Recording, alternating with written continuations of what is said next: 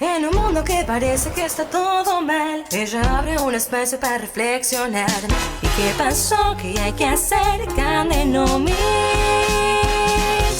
Con gente que sabe, hay que imaginar. Entre todos pensemos otra realidad. Venido, sentate a escuchar en Candenomics. Buenas, estamos en un nuevo Candenomics, esta vez con Matías Mora Cáceres.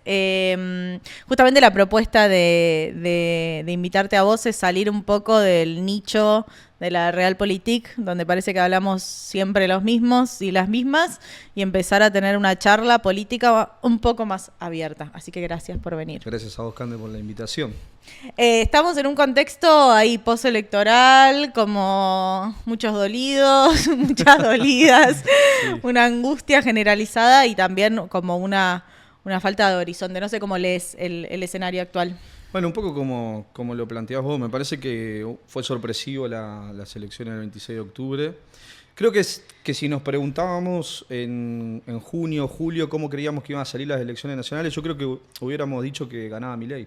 Claro. Me parece que lo que pasó en septiembre fue una suerte de ilusión óptica que hizo comernos la curva a todos, pero la realidad es que tiene muchos factores para poder analizar y profundizar. Me parece que tiene que ver en parte que la elección de septiembre estaba más municipalizada. Bueno, esta era una elección nacional, que el aparato municipal se desmovilizó, que el voto libertario se movilizó por dos motivos, un poco por el miedo ese que aparece para unos sectores en torno a que vuelva el peronismo a recuperar o el kirchnerismo a recuperar poder, y otro miedo también a que explotara todo al día siguiente, ¿no? Que Total. Es algo que es un factor que me parece que no se le da valor y que la sociedad no quiere que nada explote, ni que nada reviente, ni que nada vuele por los aires, y que son cuestiones que después hacen al voto.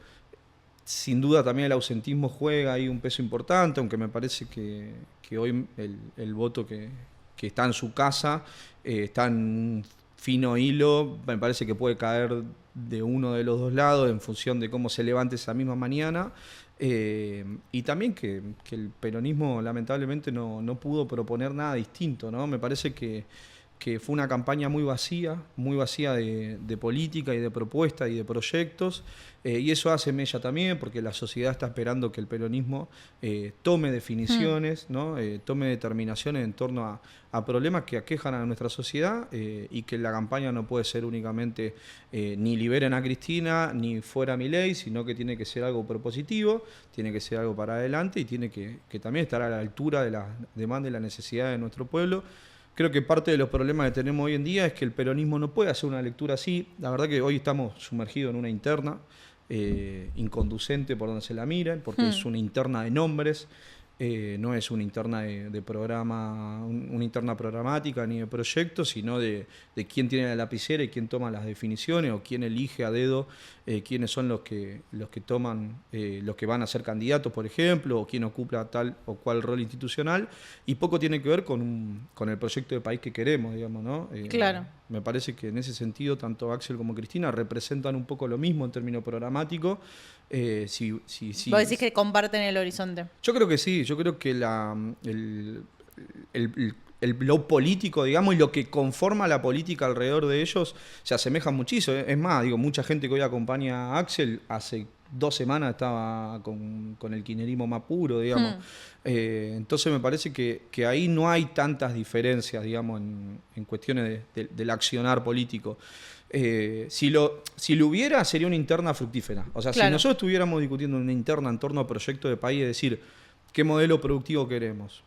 Si queremos o no queremos, no sé, explotación minera, cómo vamos a trabajar el cuidado del medio ambiente, cómo vamos a hacer para registrar a los millones de trabajadores informales, si la prioridad son las villas y los asentamientos, o la prioridad es la clase media profesional. Si estuviéramos discutiendo eso dentro del peronismo, no solo sería bueno para los que somos peronistas, sino también la sociedad lo vería con buenos ojos, ¿no? Sí, sería una discusión más pública.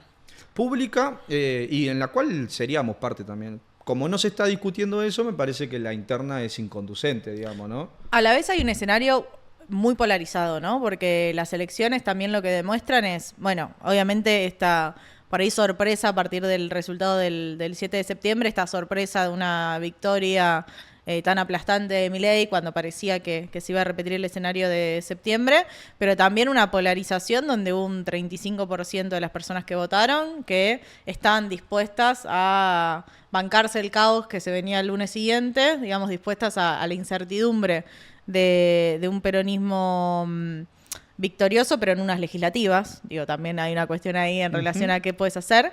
Y sin embargo, el peronismo no lee eso como diciendo, bueno, yo ahora soy el principal referente de la oposición, la gente cree que soy y que tengo que frenar a este gobierno, por lo menos oponerme a eso, sino que de nuevo se vuelve a meter para adentro y a discutir entre ellos. Sí, creo que la reacción posterior a las elecciones fue replegarse hacia adentro, como vos decís, ¿no? Construir un escenario más endógeno, porque el peronismo que hoy tenemos es un peronismo muy derrotero también, ¿no? Desmoralizado. Hay que recuperar ese peronismo con vocación de mayoría, ¿no? Que acumula y construye poder a través de la representación y la expresión. Me parece que todos estos años, un poco habiendo acumulado tantas derrotas también, porque digo, elecciones legislativas no ganamos del 2007 para acá. Claro. También esa es una realidad que un poco te va a marcar. Es como en el fútbol, cuando vos perdés mucho te acostumbras a perder. Cuando vos ganás te acostumbras a ganar. Yo soy hincha de River, le está pasando eso al muñeco, que venimos hace un par de partidos sin levantar cabeza y un poco te pasa. Si vos te empieza a ir bien, por más que sea por suerte, capaz de casualidad, pero empezás a ganar 2 o 3 partidos, la autoestima te empieza a subir. Sí. El peronismo me parece que no viene pegando mucho. Y encima... Pero incluso está buena la metáfora que usás, pero incluso, digo, a partir de la victoria del 7 de septiembre, se podría haber moralizado y tener una campaña electoral más clara, ¿no? De cara a octubre.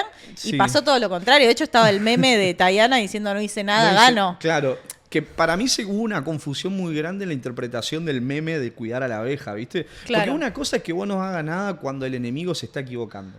Que Sí. ahí está perfecto, digamos, mientras el otro se está pegando un tiro en el pie, vos quedate en el molde. Ahora, eso no es sinónimo de no propongas absolutamente nada, porque la sociedad no te escucha. Claro. Tuvimos una elección en la que el peronismo decidió hacer silencio y los únicos que hablaron fueron los de La Libertad Avanza. Incluso en un manejo de crisis bastante interesante, hoy le hacía escuchar a unos compañeros un audio de un pibe que votó a La Libertad Avanza que me decía, che, a mí me defraudó mucho la relación que tuvo Esper con el narcotráfico, pero valoré mucho cuando renunció.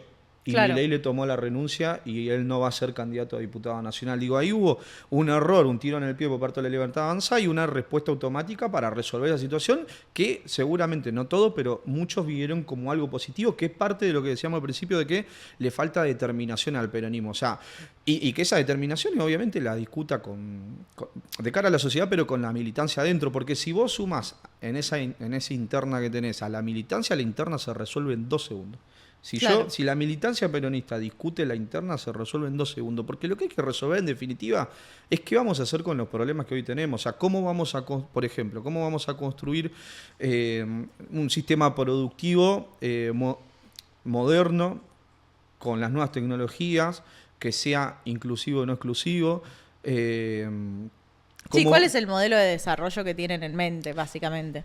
Eso, ¿qué vamos a hacer con la corrupción? ¿La vamos a permitir? ¿No la vamos a permitir? Claro. Como cosa muy sencilla Sí. que hay que discutirla de cara a la sociedad también. Digamos, como, che, yo como peronista, si hay alguien que está en una situación ligada a la corrupción, apartado, alejado. O sea, ¿qué vamos a hacer, por ejemplo? Que son discusiones que también por el hecho por ahí de venir de los sectores populares y demás me toca de cerca, que es, por ejemplo, con la inseguridad, ¿no? ¿Qué postura tiene el peronismo frente a eso? La respuesta, por lo general, del peronismo más progresista siempre estuvo ligada a los derechos humanos. A mí me parece que hoy tenemos que volver a poner en el centro de la política al protagonista que siempre fue en el peronismo, que son los trabajadores y las trabajadoras. Es decir, si a un laburante lo roban, el pibe tiene que ir en cana. Después discutimos qué pasa con el pibe que choreó, digamos, por qué está en esa situación, qué lo llevó a estar ahí, pero tu primera respuesta es, el que roba va en cana. Después discutimos todos los retos porque sabemos que es parte de una consecuencia, de un sistema desigual y todo eso. Pero vos, frente a esas inquietudes de cara a los trabajadores y trabajadoras, te tenés que poner siempre al lado de los laburantes. Porque si hay algo que no faltan en este país son trabajadores, o sea, los laburantes son la mayoría. Entonces, siempre tenés que estar de ese lado. Digo, ¿qué va a pasar, por ejemplo, con cómo vamos a construir un Estado presente? Con políticas públicas, con obra pública, sin que haya inflación, por ejemplo, ¿no? Que es algo que se discute mucho, ¿no? Y que se valora mucho también del gobierno de Milei, haber reducido tanto la inflación, por más que para unos, incluso para mí, esté un poco dibujada de mal, la realidad es que hoy hay cierta estabilidad, proyección. O sea, hay una inflación, pero es una inflación que vos sabés más o menos cuánto salen las cosas. Y sí, veníamos de una inflación de 2 dígitos. Claro. Entonces, como si el peronismo empieza a sincerarse con esas cosas, que me parece que también eso la sociedad lo valora mucho. O sea, la verdad y la sinceridad como un valor en sí mismo. ¿Y ves posible eso? Digo, en términos de que, no sé, de repente hagan una campaña de afiliación y tengan un congreso y voten. Digo, ¿lo ves posible en términos de resolución de la interna de una manera democrática en el marco de un partido? Mirá, hoy te decía que estaba un poco pesimista. Parte de mi pesimismo tiene que ver con que la verdad que considero que la dirigencia del peronismo no está a la altura de las circunstancias, no está a la altura de la militancia que tiene, porque sí creo que eso se puede resolver con los compañeros y compañeras. O sea, ¿Vos hace cuánto militás? Yo milito, mi acercamiento, imagínate, mi acercamiento con la política fue cuando tenía 16 años, más o menos, allá por el 2012. Sí. ¿Sí? Que conocí a unos chicos que militaban en la JP Vita. Sí. Y yo era ferviente antikirchnerista. Ah, mira. Tengo motivos para ese Mati de 16 años que viví. ¿Vos venís de casa peronista o...? No, mi casa jamás se discutió política. No, muy lejos de eso. Una familia muy humilde, en un asentamiento en Villa Fiorito. Mi familia, sí, lo que se hizo toda la vida, laburar 14 y 6 horas por día. Mi viejo no tenía ni tiempo para hablar conmigo. Claro. Mucho menos para estar discutiendo cuestiones de esta envergadura. Ahí conozco un poco porque nosotros queríamos mejorar nuestras condiciones de vida en Fiorito. Yo no crecí sin agua potable. Claro. Yo crecí sin asfalto, sin vereda, sin luminaria. Gran parte de mi vida viviendo en una casa de chapa. Después, gracias al laburo de mi viejo y a que empezó a ir lo mejor económicamente, porque al país también le estaba yendo bien, se pudo construir de material y demás, pero sí tuve una vida muy atravesada con la desigualdad. Yo llego al 2012... Sí, con las necesidades de un Estado que no responde tampoco. Bueno, tal cual. Y eso era lo que me motivaba un poco a estar en contra en ese momento de Cristina era presidenta. Entonces yo un poco la bardeaba a ella por no tener resuelta mis cuestiones materiales, digamos. Yo, como te digo, tenía que caminar 4 o 5 cuadras para ir a buscar agua. Claro. Porque no llegaba a la canilla de mi casa. Y lo loco de Fiorito además es que está cruzando, o sea, ¿ves la capital federal? Es del otro lado del riachuelo. Sí, por eso. Ni que hablar del... Es como muy marcada esa imagen de desigualdad. Sí, y comparándola dentro de Loma también, digo, con el centro de Loma, al cual yo iba de vez en cuando y vos veías la diferencia era abismal. Claro. Yo me empezaba a preguntar y decía, che, ¿por qué yo vivo en estas condiciones y a 5 minutos de mi casa la gente vive bárbaro? Claro. Entonces empezamos a organizarnos con un grupo de amigos míos en el barrio para reclamarle al municipio. Conozco a los chicos que militaban en la JP Vita, nos empezamos a acercar y un poco empecé a entender que si bien obviamente todos los gobiernos tienen responsabilidad sobre eso, nosotros éramos producto o consecuencia de gobiernos neoliberales que habíamos sufrido durante años. O sea, nosotros terminamos viviendo en Fiorito porque mi viejo no podía alquilar en Caraza, post-crisis 2001. Claro. O sea, nosotros nos vamos a ese asentamiento en el 2002, porque no teníamos plata para alquilar. Producto de la crisis. Muy producto de la crisis. Y del Estado que se había destruido. Y un poco esa eran las demandas que nosotros teníamos y mi enojo en ese momento con el gobierno, obviamente con el intendente, que en ese momento era Insaurralde, con Scioli en la provincia de Buenos Aires y también con Cristina a nivel nacional. Después nos sumamos a militar, empezamos a dar discusiones, yo empiezo a entender un poco más cómo... ¿Y tenías un rechazo viniendo de una casa que no se discutía política, tenías un rechazo a la política? Sí, nosotros nos juntábamos con mis amigos y echábamos a los que venían a hacer política del barrio.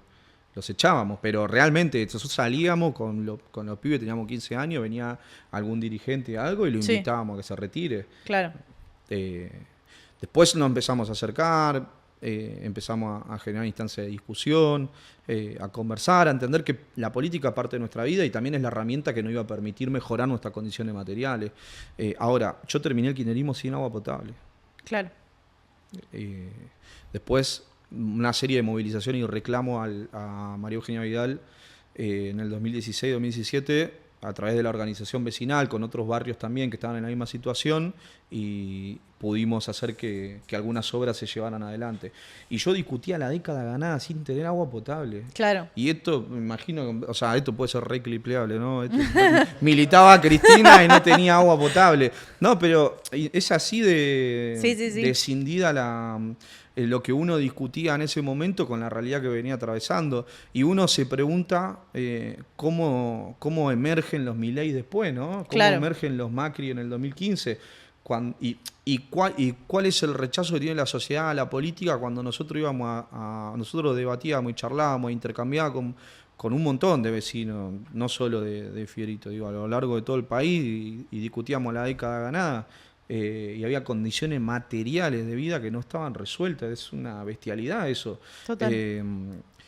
Entonces, eso es parte de lo que se tiene que hacer carne del peronismo, ¿no? Todo lo que no se hizo, todo lo que se hizo mal, y todo lo que se hizo y se podía haber hecho mejor. Claro. Si el peronismo se sincera con esas situaciones, me parece que podemos construir algo superador. Ni que hablar de que hay una parte de la sociedad gigantesca que ni vivió. O sea, yo también era chico en el kirchnerismo. Total, digamos, ¿no? sí. Para las generaciones nuevas vivieron toda la decadencia. O sea, del 2011 para acá la economía no crece. O sea, si vos naciste más o menos en esa fecha, no tenés ni siquiera una idea de una Argentina más próspera. Exacto. Yo mal que mal me acuerdo que los 90 fueron un garrón, me acuerdo de los ticket canasta, del patacón, de todo eso. Era muy chica, pero tengo un recuerdo del 2001 como el estallido social. Claro. Mi vieja con la cacerola, en mi casa está la cacerola toda golpeada de esa época.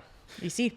Y bueno, eso es lo que pasa con una porción de la sociedad, que un poco es la caracterización que tenemos que hacer, ¿no? El entendimiento de cómo se construye una figura tan disruptiva como la de Javier Milei con una sociedad tan rota y tan atomizada, que obviamente no es responsabilidad entera del peronismo que estemos en esta situación, pero sí somos parte, y sobre todo tenemos la responsabilidad porque queremos hacer un país grande, queremos que hacer una nación próspera y queremos que a todos nos vaya bien. Entonces, sin duda que tenemos la responsabilidad y el desafío de discutir eso para reconvertirlo.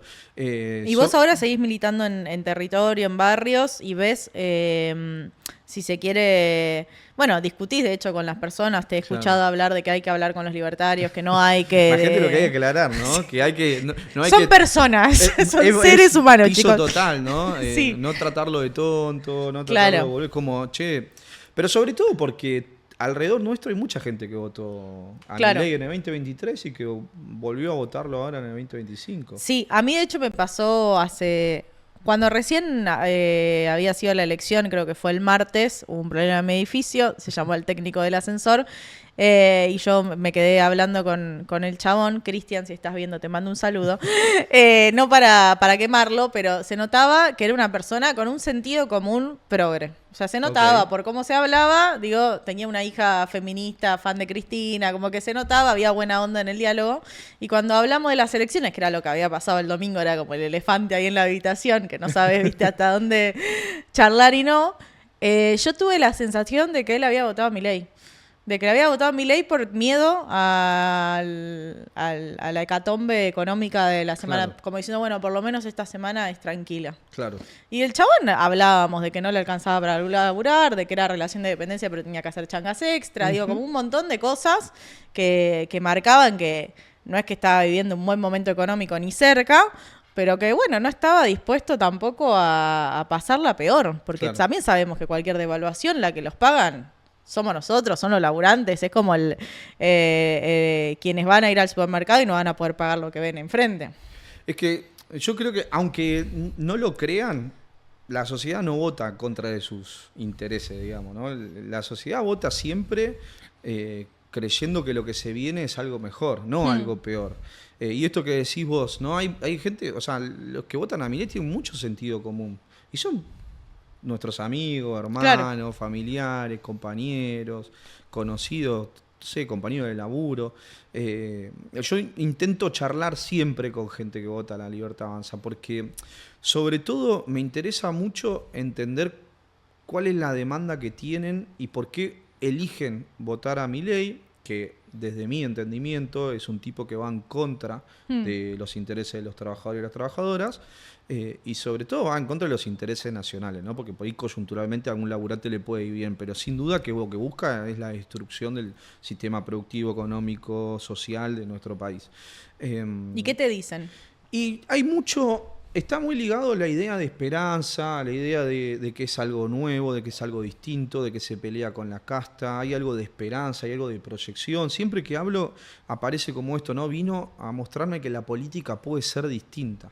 Y Incluso con Sturzenegger, Pato Bullrich, Caputo, todo eso como... Porque el otro razonamiento que hacen es, no todo, pero sí una parte es, no, como es algo nuevo, Claro. necesita gente para llevar adelante. Y había algo que la sociedad argentina también es muy peronista, ¿sí? Y había una máxima del peronismo que decía, yo he visto muchos malos volverse buenos y no he visto ningún bruto volverse inteligente, ¿no? Pero esta máxima de que hay malos que se pueden volver buenos, aplica para los Sturzenegger, para las Patricia Bullrich, Me duele. Pero digo, la gente dice, che, está bien, antes se pudo haber equivocado, pero Milei lo tiene laburando para la gente, digamos, ¿no? Para el pueblo. Hay un racionamiento ahí. Y que también hay otra máxima peronista, que es que el adobe también se hace con bosta, digamos, ¿no? O sea, se hace con mierda.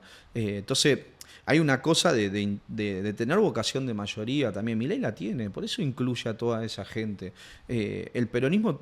Hoy lo contrario, o sea, hoy se convierte en una suerte de secta que si vos no pensás, si tenés pensamiento crítico, ¿sí? Si no sos obsecuente, te expulsa. Claro. Pero hace mucho tiempo que viene siendo así, ¿no? Hace por lo menos 12 años para acá que el peronismo lo único que hace es expulsar. Pero volviendo a esta caracterización, porque me parece que se hace como una imagen caricaturesca de los votantes de Milei, ¿no? Y mucho Twitter también, ¿no? Entonces hay una sobrerepresentación de un sujeto que es el que vota a Milei, Claro. que existe, no digo que no existe, pero no es todos los sujetos que votan a No, Milei. son una minoría. La gran mayoría de los votantes de Milei son trabajadores y trabajadoras, ¿no? Hay mucho. El otro día, bueno, mi novia vive en Villa Martelli, entonces yo estoy mucho allá. Y ella tenía que pintar una pared porque tenían que venir a arreglar algo, qué sé yo, y caen 2 albañiles. Y habían votado a Milei los 2 albañiles. Claro. ¿No? Y yo siempre cuento lo mismo. Mi hermano votó a Milei también. Y tengo amigos con los cuales empecé a militar juntos. Empezamos a militar allá por el que te contaba en el 2012, 2013, que hoy votan a Milei, hoy eligen a Milei. Por la desesperanza, por la desilusión, porque se sintieron defraudados, porque a muchos no se les resolvió ni un solo problema.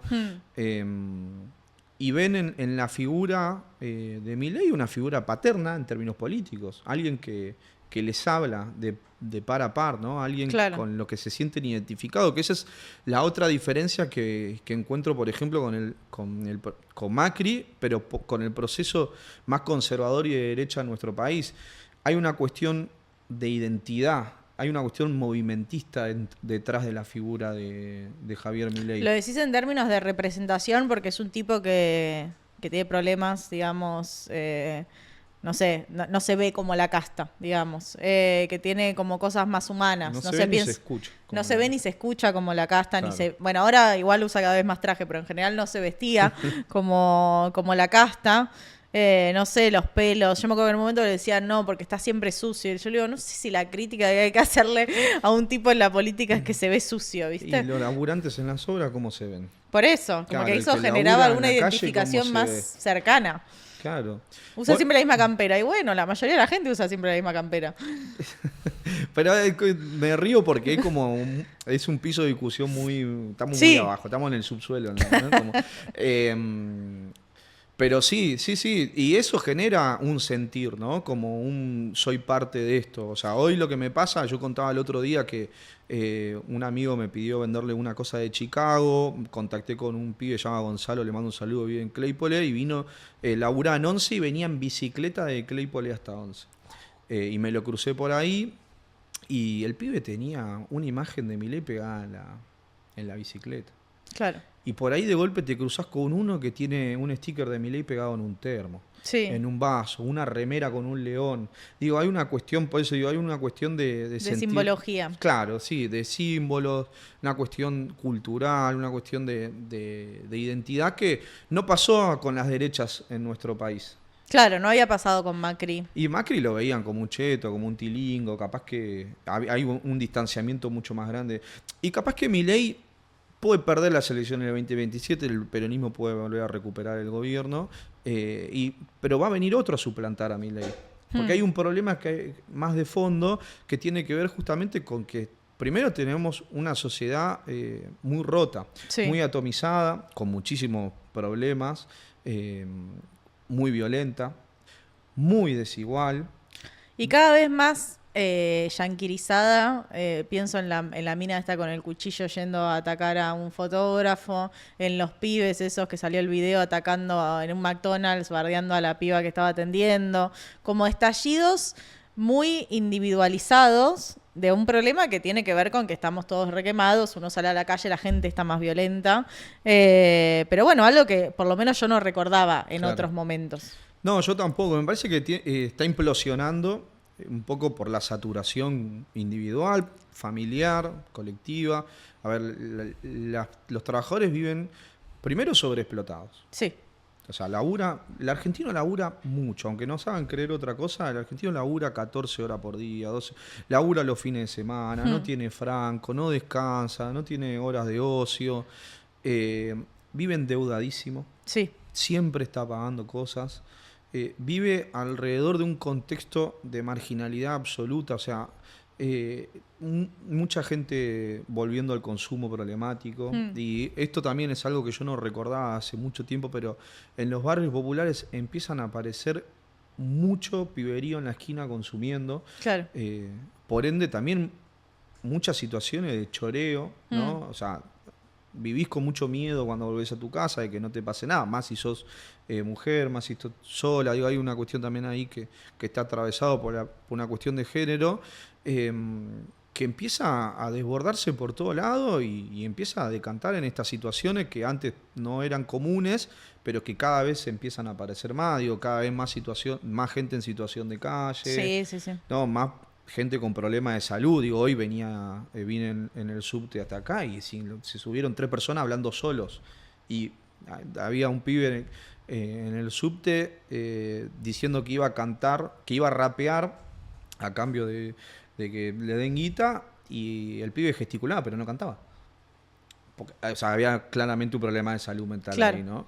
Y después cómo responde la sociedad frente a eso, ¿no? Como no Con indiferencia. Sí, y cómo responde el Estado, que es mucho más grave todavía, ¿no? Porque Claro. si encima el Estado se retira, se ausenta, el problema se profundiza, y donde el Estado se retira, que es lo que empieza a pasar en muchos barrios también, lo que avanza es la estructura narcocriminal. Total. Porque encima el Estado no solo se retira, sino lo que busca en paralelo destruir todas las estructuras de las organizaciones sociales comunitarias, ¿no? Sí, los comedores y todos los espacios de apoyo, digo, de apoyo escolar, de todo tipo de contención que podían dar las organizaciones afuera.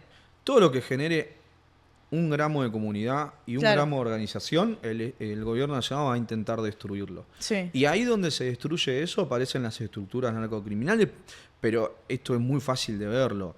En un barrio en el que no está el Estado y no están las organizaciones sociales, aparece el tranza organizándote el Día del Niño. Total. Te organiza el cumpleaños del barrio, te aparece el tranza como el prestamista, ¿no? Te hace una obra en el barrio, genera puestos de trabajo en el barrio, y también eso para los pibes que lamentablemente terminan cayendo en esos esquemas, Y sí. eso les genera una identidad también, ¿no? Sí, son parte de algo. Son parte de algo y un lugar donde ven que pueden crecer también, ¿no? Algo muy parecido a lo que pasaba con las barras en nuestro país, ¿no? Claro. Pero que Sí, que se ve muy claro en el resto de Latinoamérica, ¿no? Que en general uno ve directamente estados paralelos. O sea, pasa en Brasil, pasa en México, que es la policía no tienen ningún espacio ahí, no tienen ningún control sobre lo que pasa. El control ahí lo tiene un grupo narco, que a lo sumo se pelea con otro grupo narco. Claro. Y si llega a entrar el Estado, es una guerra civil como se vio en Río de Janeiro, digamos. No hay que hoy en día en Argentina todavía la policía, en muchos casos, es la que maneja o por lo menos controla esos negocios. Entonces, digo, vivimos en un país donde todavía está el control en monopolio del Estado y no en monopolio de otro grupo que generalmente es un grupo narco. Sí, vamos igual en camino. Vamos en camino a eso. Claro, porque hay una latinoamericanización de nuestro país, sin ánimo de ofender a nadie, sino solamente a modo de diagnóstico, porque veníamos siendo, si se quiere, los distintos a nivel societario, a nivel político. Y también a nivel económico, porque estuvimos atravesados por el peronismo, digamos, ¿no? O sea, acá Argentina tuvo un Perón, y eso es lo que nos hizo distinto del resto de los países de Latinoamérica. Un Perón que no solo trae una base ideológica, ¿no? Que está ligado con la comunidad organizada, con los clubes de barrio, con las unidades básicas, sino también con un sistema productivo, con el sujeto protagonista que es el trabajador, con derechos laborales, con condiciones de ascenso social. O sea, hay como un montón de cuestiones que nosotros teníamos más o menos resueltas que lamentablemente en las últimas décadas fuimos perdiendo, sobre todo en los últimos, desde la dictadura del 76 para acá, y sobre todo con esto de destruir algo que nos caracterizaba, que era que los laburantes tenían derecho, ¿no? Hoy Argentina tiene un 50% de trabajadores informales, ¿no? También como a colación de que se está discutiendo la reforma laboral. Sí. Tenemos por lo menos la mitad de los laburantes laborando en condiciones de marginalidad, sin derechos, sobreexplotados, sin indemnización, sin obra social, sin vacaciones pagas, en condiciones, la verdad, muy, muy malas, que se empieza a asemejar también a, por ejemplo, a cómo se trabaja en Paraguay, ¿no? Claro. Y creo que este año o el año pasado se empezó a hablar también, ¿no? Como esa, no quiero usar esos términos, me parece medio peyorativo, ¿no? Paraguayización del sistema laboral argentino. Sí. Y que también lo que plantea es una distancia entre el debate político y lo que vive la sociedad. Y sobre todo también porque el peronismo podría haber planteado una reforma laboral que pusiera sobre la mesa la no pérdida de derechos laborales, ¿no? Pero sí que también pusiera arriba de la mesa formas o alternativas de formalización del trabajo. Claro. O de que el Estado garantice también ciertos derechos que tenemos como trabajadores y trabajadoras más allá de lo que es el trabajo registrado privado, ¿no? Claro. Pienso en la salud, en la educación. Bueno, la asignación universal por hijo viene un poco a sostener esas asignaciones familiares de manera universal, pero bueno, un poco más que eso, ¿no? Pensando en el aguinaldo, en las vacaciones, digo, ¿cómo volver a una estructura donde si vos laburás, bueno, tenés mínimamente unas condiciones de vida dignas, ¿no? Porque esto pasa, la gente labura 14 horas por día y sin embargo está sobreviviendo sin saber cómo llega no a fin de mes, a la semana que viene. Absolutamente. No solo, o sea, labura 14 horas por día y no tiene días de descanso, porque los fines de semana hace changas, porque no, justamente como no llega ni a mediados de mes, tiene que estar autoexplotándose constantemente. Y me parece que hoy la discusión política está muy lejos de eso. Y lamentablemente estos tipos ven en esta situación una oportunidad justamente para avanzar sobre los derechos de los que sí están formalizados. Claro. Lo cual... ¿Y ves ahí un revanchismo, digamos, de los trabajadores que están excluidos del mercado formal de decir, bueno, si yo ya laburo 14 horas por día, laburá? No sé si revanchismo, porque en realidad el que labura negro quiere laburar en blanco. O sea, claro. No, deben ser muy pocos lo que te dice, yo prefiero seguir laburando. O sea, la gran mayoría te dice, yo quiero estar en blanco, quiero tener quiero tener aporte, quiero tener aguinaldo, quiero que me paguen las vacaciones. Lo que sí hay es eso, una indiferencia, es como si no están discutiendo nada que me beneficie a mí, yo que voy a salir claro. a combatir la reforma laboral. Encima, que laburó toda su vida en blanco, me vine a exigir a mí que yo me posicione, que laburo hace 30 años en negro. Claro. No, bueno. Y Me parece que la sociedad tiene ese rechazo, pero con todos los temas. Digo, hoy la política se hace a través de eslogans y conceptos muy vacíos de contenido. No todos, ¿no? Porque Milei en algún punto, no porque lo haya cumplido, porque él hablaba de dolarización, de ir contra la casta, que es muy debatible que haya ido efectivamente No, por sí, contra la claro. casta. Pero bueno, eran consignas claras, si se quiere. Y el Las de peronismo, Milei. las de Milei. Ah, sí, yo hablo de las nuestras. Digo, Claro. cuando no, esto que decíamos, bueno, vamos a discutir la década ganada con un pibe que vive en el fondo Virrey del Pino, que no accedió a un solo derecho en toda su vida.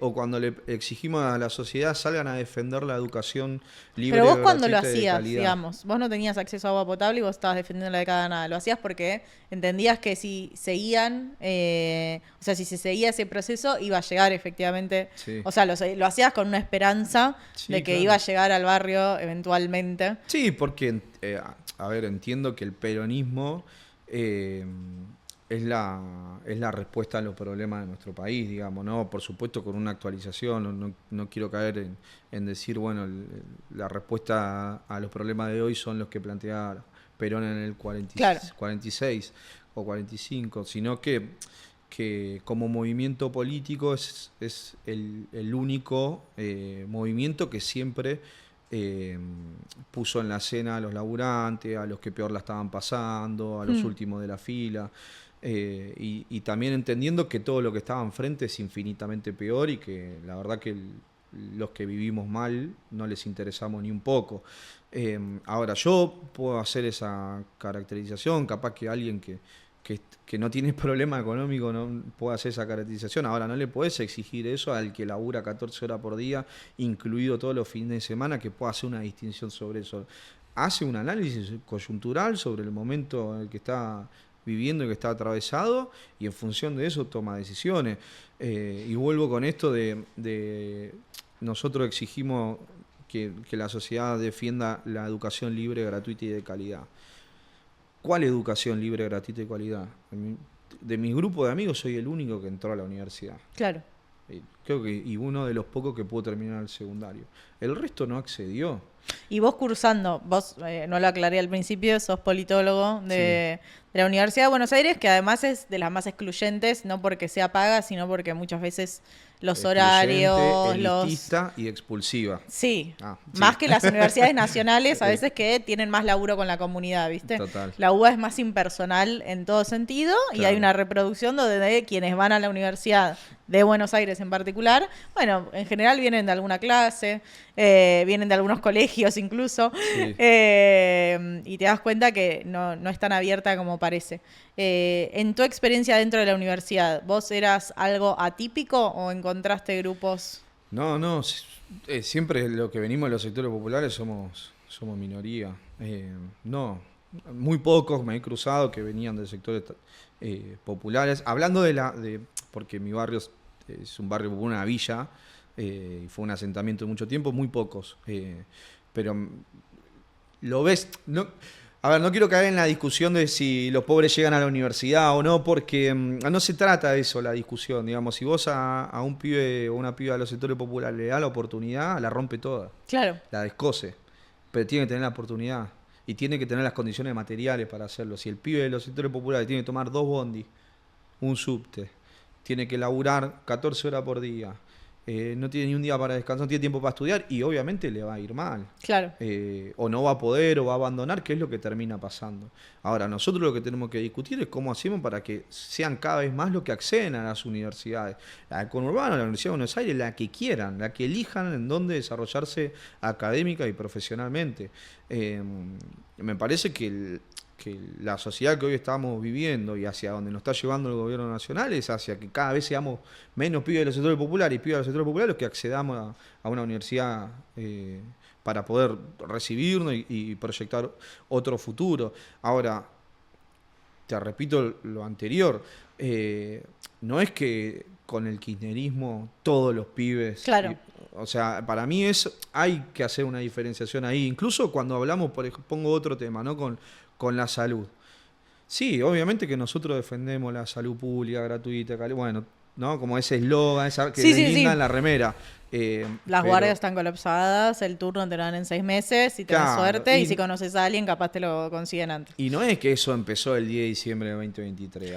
O sea, No, hay- la crítica, si se quiere, también, por lo menos desde la economía al kirchnerismo, era que no hubo un cambio estructural de la economía como sistema productivo, que sí pasó en esa ola, como pudo haber pasado en Brasil o como pudo haber pasado en Bolivia, ¿no? Que Claro. hubo una transformación más profunda. Después, cada país tiene su recorrido y hoy Bolivia volvió a la derecha tradicional, digo, como hay, bueno, con un golpe en el medio, pero digo, hay recorridos que no siempre esa transformación te garantiza una continuidad, pero acá, bueno, después vino Macri y desmanteló en gran parte esos avances que había hecho el Sí, vino kirchnerismo. Alberto y tampoco y quedó modificó. ahí. Claro, quedó Sí. como un stand-by, ahora vino Milei y lo está desguazando de vuelta. Sí. Ahora el desafío es pensar cómo hacemos para llevar adelante esas transformaciones en la matriz económica, por ejemplo, Claro. ¿no? Rediscutir la redistribución, rediscutir nuevamente el gasto público, las políticas públicas, así que eso impacte negativamente en la economía, cómo rediscutimos también nuevamente, cómo repensamos esta articulación entre la comunidad y el Estado, ¿no?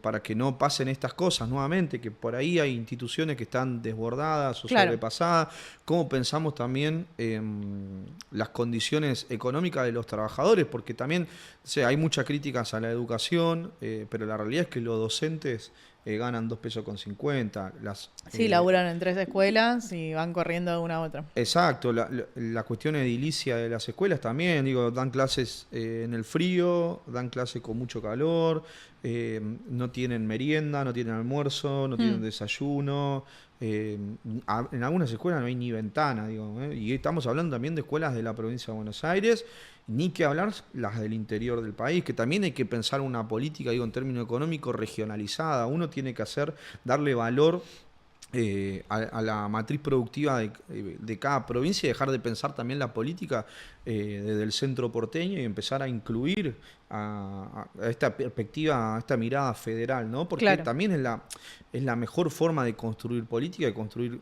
consenso. Hoy al peronismo le pasa que hay un montón de provincias en las que no hace pie y porque las decisiones políticas se toman desde acá y no se toman desde la provincia pensando para la provincia, digamos. Hoy también está muy en discusión esto de quiénes son los sectores que votaron a Milei, por ejemplo, ¿no? Y hoy hay como una mirada hegemónica en torno a que los pobres volvieron a votar al peronismo y la clase media, media alta votaron a Milei. Sí, los que votaban a Macri lo votan a Exacto. Milei ahora. Sí, si tenés una mirada conurbanizada de la política y tu diagnóstico y tu análisis va a terminar haciendo eso. Ahora vos mirás a nivel federal y ves que hay provincias enteras en las que no optan por el peronismo directamente, digamos, Claro. ¿no? Por lo menos no nuestro peronismo, como puede ser Córdoba, lo que estuvo pasando en el norte argentino, lo que estuvo pasando en Corrientes, Misiones, digo, ahí eligen más a la Libertad Avanza que al peronismo.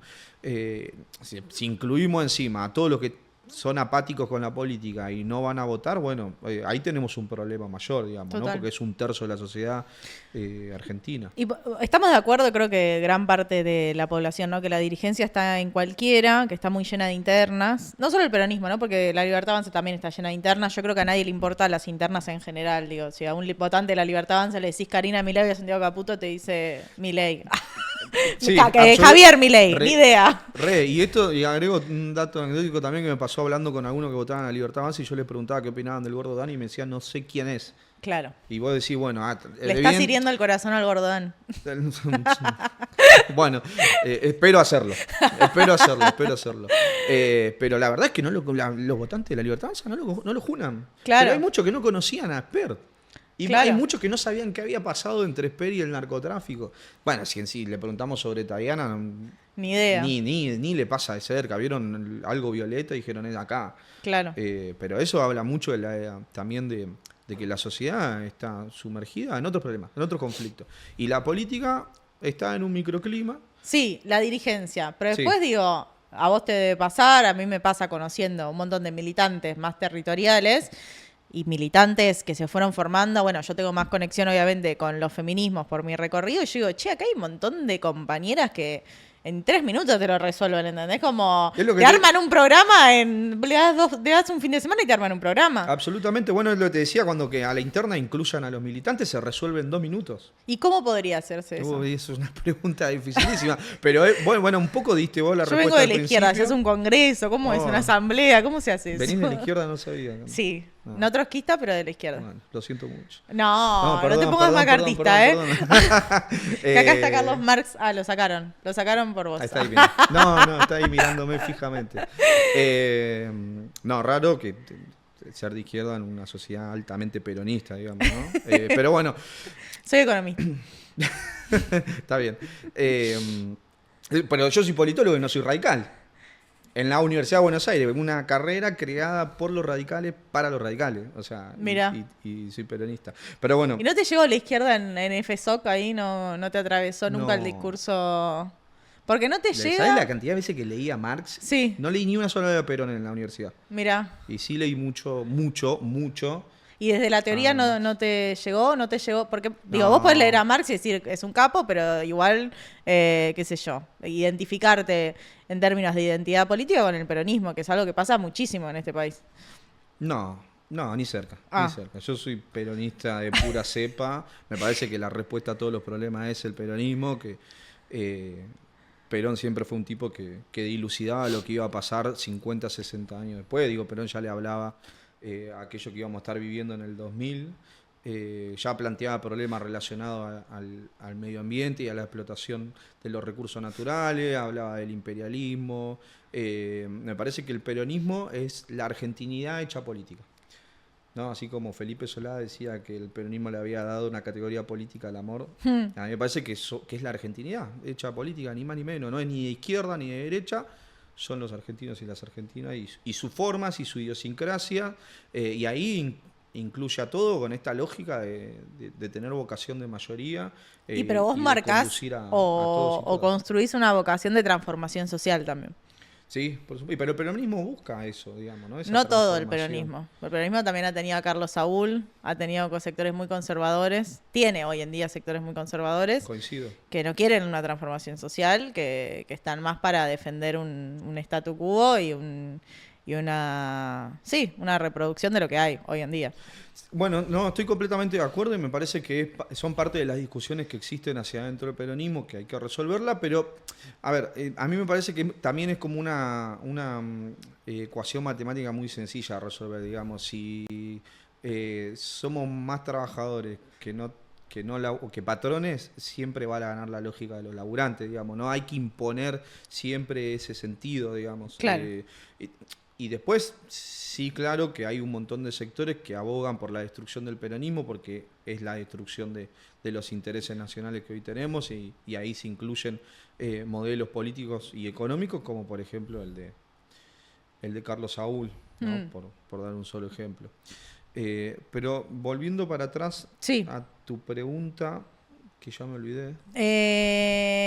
Yo también. Porque sobre nos fuimos- cómo hacemos para dirimir la interna. del Sí, peronismo. ¿cómo se hace? Yo te decía, bueno, congreso, Y hoy hay... asamblea, Claro, ¿cómo hoy se hace? se está planteando un poco esta idea de que haya internas abiertas dentro del partido. Del PJ. Del PJ. O sea, hacer una campaña de afiliación, porque también está la pregunta ahí de quién está afiliado. Claro. O sea, afiliarse y votar. Sí, la otra es que se habiliten las PASO. Pero eso habría que esperar a 2027. Claro, y se resuelva en las elecciones y que se construyan alternativas políticas de cara a las elecciones del 2027. Tenés esas dos posibilidades. Claro. Y en paralelo ir dando discusiones políticas hacia adentro del peronismo, en las unidades básicas, en el partido, en las organizaciones sociales, las organizaciones políticas ligadas. Sí, me parece que independientemente de la manera en la que se termine resolviendo, insisto con que la discusión tiene que girar en torno a lo programático, porque si la interna la gana Axel, porque es Axel, Sí. y no porque Axel representa un proyecto tal, y estamos todos de acuerdo de que ese tiene que ser el proyecto tal, Claro. va a volver a ser un fracaso esto, digamos. Así como esta idea de que el peronismo no tiene que hacer nada, que va a ganar las elecciones. Sí, Digo, sí, que la gente se va a cansar. Que además es muy cruel, ¿no? Porque además en el medio Milei avanza, la gente vive cada vez peor y vos te haces el otro porque, bueno, vivan mal porque votaron mal. Hay una parte de la dirigencia política que odia a su pueblo. Es Esa la terrible realidad. eso. Sí, bueno. No sé si lo odia o está muy lejana directamente. Y bueno, un poco y un poco. Lo ven como una variable, como diciendo, bueno, votaron esto, fúmense. Bueno, tal cual. Esa me parece que es la lógica que impera en muchos sectores y que es muy peligroso porque justamente juega o especula con el hambre de la gente, ¿no? Claro. Y coyunturalmente Milei puede perder y el peronismo puede ganar, pero si esa es la lógica, tu gobierno va a volver a fracasar nuevamente, sobre todo si no dirimís los problemas que hay de fondo dentro, que no son ni más ni menos que todo esto que veníamos charlando, ¿no? Que es cómo se construye. Que ahí también es interesante la experiencia de Graboy, por ejemplo, con los Argentina Humana y Moreno también con su propuesta política, que por lo menos se sentaron y escribieron algo sobre cómo resolver cierto tema. Digo, los movimientos sociales tienen una respuesta sobre qué hacer con los barrios populares de todo el país, ¿no? Y construyeron una política de integración sociourbana, como lo que vos decías recién, ¿no? Yo junto a 4 militantes y les pido que construyan un programa sobre algún problema en concreto y lo hacen. Bueno, los movimientos sociales construyeron algo sobre qué hacer con los barrios populares. Algo se gestionó con el gobierno anterior y fue la mejor política que tuvo el gobierno de Alberto El FISU. Fernández. La SISU y el FISU, sí, que fue llevada adelante por Fernanda Miño, una vecina de San Isidro de Villalacaba, que hoy es diputada nacional, gracias a Dios. Genia ella. Sí, absoluta, la verdad que es una de las mejores expresiones que hoy tenemos en términos políticos, que habla como hablamos nosotros, digamos, que es también esto que decías vos en torno a la lejanía que hay entre cierto dirigente y su pueblo. Esto también es como el fútbol, ¿viste? Cuando vos te enojás con tu equipo de fútbol, si son 11 multimillonarios corriendo, sí. ¿no? Les chupa un huevo la ¿Qué camiseta. les importa? Claro. Sí, se cambian de club mañana, si le dan otro contrato. Y en la política pasa un poco lo mismo, digamos, ¿no? Son 11 multimillonarios que viven de esto. Claro. Y les es absolutamente indistinto lo que pasa en el barrio La Esperanza de Chivilcoy claro. o en el barrio Las Flores hay ahí en un Vicente compromiso moral y ético que falta haciendo, ¿no? Como hay una cuestión donde si vos apoyás una transformación social, no te puede gustar tanto la plata, ¿viste? En términos individuales, como no podés ser de las personas más ricas del país y proponer una porque es medio incoherente. Más allá de que a la derecha no se le pida eso, porque a nadie le sorprende que Santilli vive en Nordelta, porque Santilli y porque representa a la derecha, representa a sus vecinos de Nordelta, pero bueno, no es lo mismo para cuando vos te proponés un proyecto nacional y popular y vos no sos parte. No te digo un compromiso a lo Pepe Mujica, ¿viste? No, Vivir en una chacra. Gente, pero algo de un poco más estacionado en la realidad. Hay dirigentes que no se toman un bondi hace...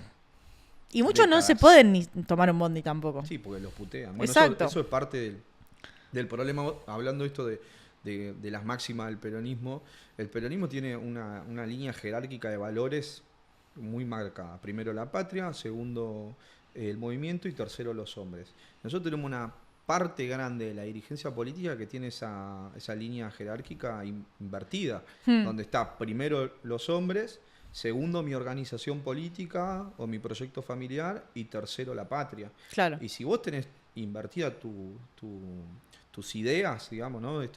Esta jerarquía, y lamentablemente siempre van a primar tus intereses personales por sobre lo que esté pasando en nuestro país.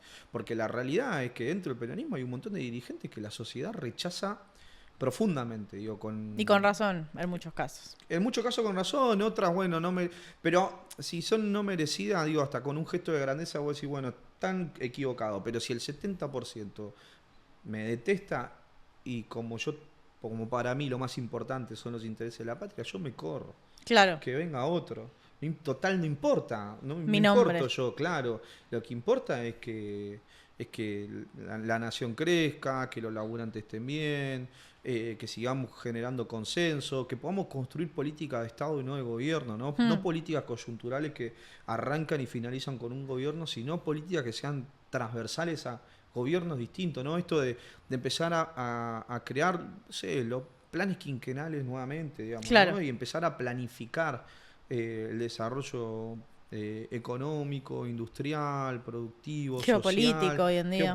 Las relaciones que tenemos con países, digo, incluirnos nuevamente en bloques regionales, pensar una política en común con Brasil, también con Chile, con Uruguay, con Paraguay, que es nuestro pedacito de tierra acá más cercano y con los cuales también tenemos muchas semejanzas y pocas diferencias. Entonces, volver a pensarlo desde ese lugar, que el Néstor lo intentó, hizo un esfuerzo inconmensurable, ¿no? Creando la UNASUR, Sí. ¿no? Construyendo esa patria grande, también con otros dirigentes. Sí, fue una época, pero también hay, digo, hoy en día en Latinoamérica tenés a Lula de nuevo, Claro. pero también tenés a Petro en Sí, Colombia, a a Sheinbaum en Boric, México, a Boric en Chile. Chile. Bueno, ahora Bolivia no, pero Perú siempre en su inestabilidad propia.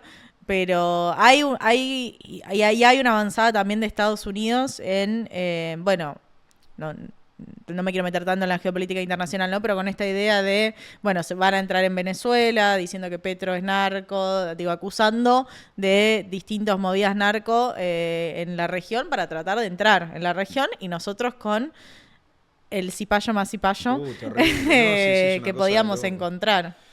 Bueno, hay que volver nuevamente a tener esa tercera posición que siempre priorice los intereses nacionales por sobre lo de las potencias extranjeras, ¿no? Y poder aprovechar los contextos y los momentos internacionales a favor del pueblo argentino. Esa es la realidad. Nosotros no tenemos por qué posicionarnos ni el lado de Estados Unidos, ni el lado de China, ni el lado de Rusia, ni el lado de los países europeos. Digamos, nosotros somos Argentina y vamos a intentar que en esas relaciones bilaterales o de bloques regionales nuestro país siempre salga favorecido, Sí. potenciando nuevamente la producción local, sea del campo, sea la industrial. Digamos, nosotros tenemos que poner el foco en Claro. lo nuestro. Y en esas conversaciones con militantes o votantes directamente, más que militantes de La Libertad Avanza, ¿la variable patria es importante o no es parte de mi realidad cotidiana?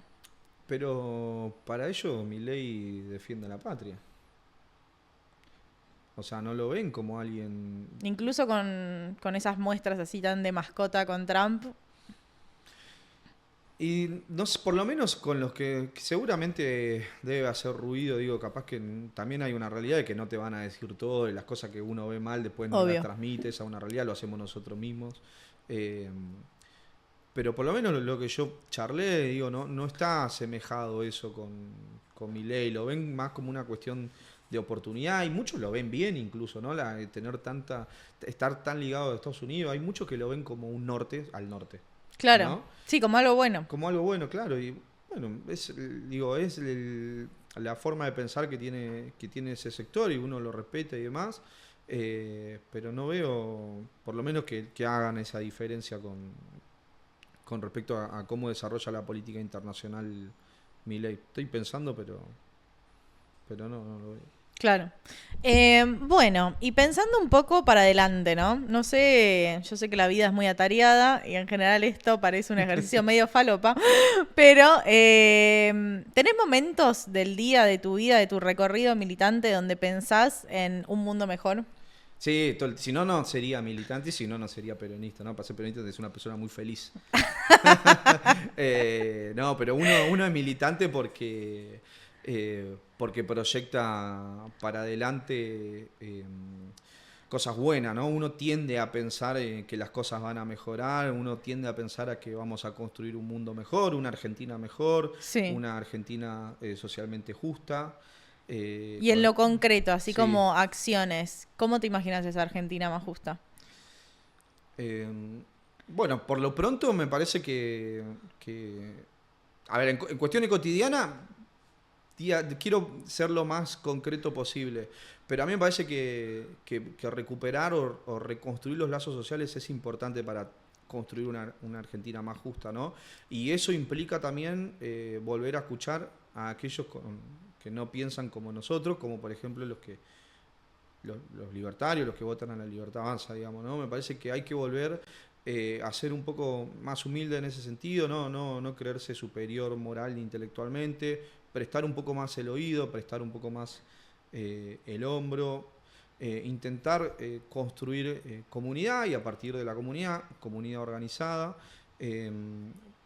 pero sin duda que para construir una Argentina socialmente justa necesitamos que el Estado esté presente y esté pensando junto con la comunidad políticas que resuelvan esas desigualdades que lamentablemente hoy le toca atravesar a nuestro país. Pero me parece que hay que empezar por lo básico, que es oyendo y conversando, discutiendo, en buenos términos.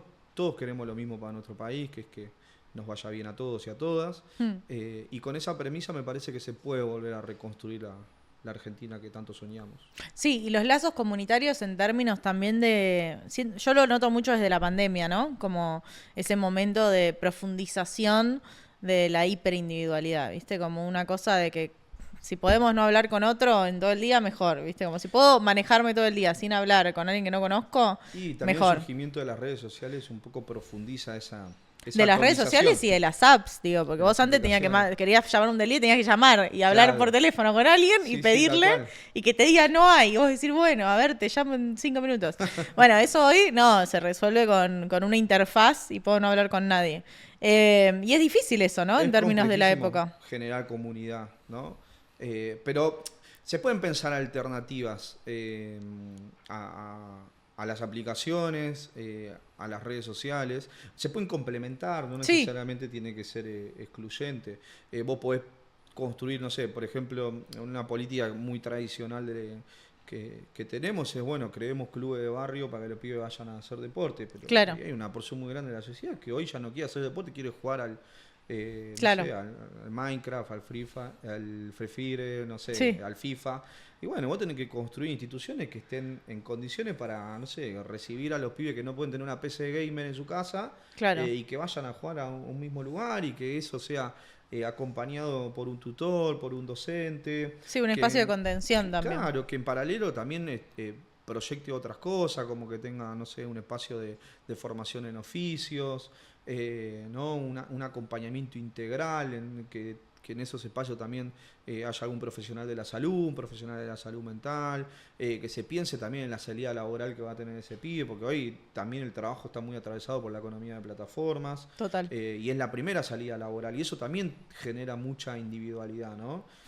Porque vos hoy prendés la aplicación y te pones a hacer Uber, te pones a hacer delivery, Sí. no tenés que hablar con nadie tampoco, no es que tenés que ir a una entrevista de trabajo, Claro. o tenés que juntarte con 4 o 5 personas para resolver un problema. Hoy te agarrás una bici, una moto, un Sí. auto y te olvidaste y haces plata con eso, digamos, ¿no? Sí, que también si laburás 14 horas haces un montón de guita, que yo a veces siento sobreestiman la capacidad de laburo que tenés a los 20 Claro. con la que vas a tener a los 30 y así, Absolutamente. como bueno, no vas a poder laburar a ese ritmo, porque todos hacíamos más cosas cuando teníamos 20. Y es un poco también la sociedad que se viene y que uno no puede desentenderse de esa situación porque, digo, lo que hemos avanzado tecnológicamente en estos últimos años o el salto tecnológico que pegamos es demencial. Claro. Y lo que se viene para adelante es un mayor desarrollo en esos términos. Entonces, uno tiene que pensar la política a la altura de la demanda que hoy existen y de las necesidades, sobre todo, que tiene la sociedad toda, los trabajadores, las juventudes, las mujeres, las familias. Nos estaría faltando un poco eso, volver a estar a la altura, y lo que exigiría también un poco a la militancia, un poco a la dirigencia, es que recuperemos eso, ¿no? Recuperemos la instancia de construir política en serio y no debatir tanto quizás los nombres o los proyectos personales o hasta dónde aspira a llegar uno, sino empezar a ver qué problemas tenemos en nuestro barrio, en nuestro lugar de trabajo, con nuestro sector social, con nuestro grupo de amigos, y en función de eso encontrar respuestas y soluciones, porque nosotros no vamos a tener la respuesta de todo, digamos. Claro.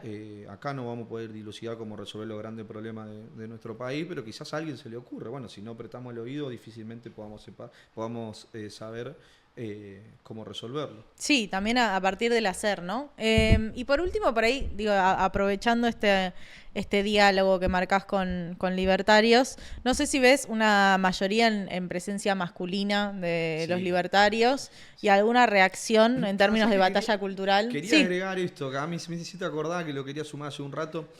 También pasa mucho que, porque esto lo estuve charlando y estuve preguntando, yo pedía que valoren dirigentes políticos, ¿no? Sí. Cristina, Milei, Grabois, Máximo, Massa, etcétera. Y también que eligieran una idea o un concepto que los representara o que se sintieran cercanos o que les gustara, ¿no? Y entre esos conceptos aparecía justicia social, igualdad, no sé, equilibrio fiscal, motosierra, ajuste. Y había mucha gente que elegía o valoraba positivamente a Milei Sí. por sobre el resto y elegía a la justicia social como su idea o su concepto que lo más lo representaba. Claro. O elegía a Milei y elegía también, no sé, el de igualdad, ¿no? Y ahí hay una contradicción muy grande que me parece que ahí está lo que hay que resolver o el entendimiento al que hay que llegar, ¿no? Como la figura o el fenómeno de Milei repercute o llega a sectores que en realidad se parecen más a lo que nosotros buscamos representar, o lo que nosotros somos, ¿no? Claro. Y que hay muchos sectores que no pueden entender e incluso responsabilizan a aquellos que no nos votan, como pasó durante el macrismo, que hay una suerte de acusación con el dedo, ¿no? De vos votaste esto, es tu responsabilidad, es tu culpa, o sos un imbécil, o no entendés nada, ¿no? Como una suerte de superioridad en esos términos. Y que incluso también se liga mucho a la discusión política en términos morales, ¿no? Hay un montón de dirigentes que plantean que nosotros somos los buenos y que lo que está enfrente es lo malo. Y eso indirectamente repercute en la sociedad, porque hay un montón de sectores de la sociedad que votan a eso que vos decís que son malos, por ende son malos. Y la sociedad dice, che, yo no soy malo. ¿Qué me estás queriendo decir? Y eso genera rechazo. Entonces la moralización de la política también es un problema, porque vos tenés que, y como decía Perón, tenés que incluir a lo bueno y a lo malo también. Pero volviendo para atrás, digo, hay contradicciones muy grandes que son difíciles de comprender y que si llegamos a un porcentaje chiquito de entendimiento, me parece que vamos a poder resolver mucho de lo que está pasando hoy en día. O por lo menos caracterizar mejor la época, ¿no? Porque para mí hay una cuestión donde ni se había ganado completamente el 7 de septiembre, ni se perdió rotundamente el 26 de octubre. Ni íbamos a hacer la revolución con Alberto en el 2019. Exacto, ni habían vuelto mujeres, digamos, como ni se había terminado el patriarcado, es así, ¿no? Esas cosas no habían sucedido. Pero bueno, digo, también creer que esta victoria de Milei tiene que ver con que la gente banca la motosierra y banca que los jubilados no tengan medicamentos y bancan que, bueno, los del Garrahan ahora por suerte y gracias a su lucha consiguieron un aumento salarial, ¿no? Pero y bancan todos esos ajustes, yo no creo que es así, realmente no creo que es así. No, la gente no vota en contra de sus propios intereses. Al contrario, vota queriendo estar mucho mejor de lo que ya está, digamos. Claro. ¿No? Vota futuro, vota proyección. Y pensar que la gente es estúpida es muy soberbio. Y es creerse más de lo que uno es, digamos. Claro. Y pararse en ese pedestal moral intelectual es un problema y es bastante gorila, ¿no? Y es antipopular. Es antipopular y por eso te decía al principio que hay muchos sectores que odian a su pueblo. Lo odia profundamente y por ahí esto, una frase del Principito, ¿no? Lo esencial es invisible a los ojos. Hoy lo esencial es invisible a la política, ¿no? Sobre todo a la nuestra. Diría la dirigencia política, ¿no? Porque la política se hace todos los días. Sí, y el peronismo somos todos nosotros y el problema está en la partidocracia también, si se quiere, como que hay que hacer esa diferenciación también, ¿no? No es el peronismo no es el problema, ¿no? Hacemos un reduccionismo, en realidad es la dirigencia del peronismo que no está que está medio en cualquiera. Toda la dirigencia. Sí, ahí entra la crítica amplia. Y que la interna, yo pienso, yo estoy recontra sobreinformada, o sea, de hecho trabajo de estar sobreinformada, pero y a mí no me importa, o sea, a mí genuinamente no me importa. No es que me dicen algo y digo, uy, qué interesante, mirá, no me importa, o sea, como no me gustan los programas de Chimento, no me gustan los programas internos tampoco, ¿entendés? Como no me interesa, no me aportan nada. Digo, imagínate una persona que esté un poco más lejos. No tiene ni idea que hay una interna. Claro, ni hay una... registra, y si se entera dice, son unos boludos. Claro. Pero aparte, gran parte de nuestro pueblo piensa que, no sé, para poner dos nombres, Cristina y Axel son lo mismo. O sea, sí, total. No distingue entre posicionamientos políticos ahí, digamos. Y con Juan Graboy pasa lo mismo, digo, son todos parte de la misma bolsa, digamos. Claro. ¿No? Para porque está... También porque no tienen tiempo de informar, es que la sociedad no quiere, digamos, ¿no? Está laburando, tiene 3 laburos a la vez. Claro, o sea, hay una situación de pluriempleo que nos atraviesa a todos. A vos te pasa, digo, yo laburo, también soy docente, también hago laburo para una empresa. Digo, hoy estamos todos atravesados por si no comemos. Y sí, literal. Bueno, no sé si querés dejar una nota de esperanza o para lo que se viene. Sí, no, la realidad es que para mí el gobierno de Javier Milei tiene fecha de vencimiento. ¿Sí? Esto lamentablemente para el pueblo argentino va a terminar mal porque el modelo económico y político que propone es de destrucción, es de saqueo. viene a romper con todas las matrices que hoy tiene nuestro país, que sostiene nuestro país, va en contra de los trabajadores, de los intereses de los laburantes, va en contra de los derechos, del poder adquisitivo, del poder de compra que tenemos los trabajadores y las trabajadoras, y que creo profundamente que el peronismo se va a reconvertir, porque creo sobre todo en la militancia peronista, que somos los que sí estamos a la altura, que somos los que sí ponemos el pecho, los que sí escuchamos, los que sí discutimos, los que sí queremos incluir, lo que sí somos tolerantes y los que intentamos generar consensos y generar mayoría. Entonces yo confío ciegamente en nosotros y nosotras para reconstruir nuestro país, para sacar a las patadas a Milei en el 2027, así que hay que apostar por eso, digamos. Bueno, muchas gracias y a laburar se ha dicho. Gracias a vos, Cande.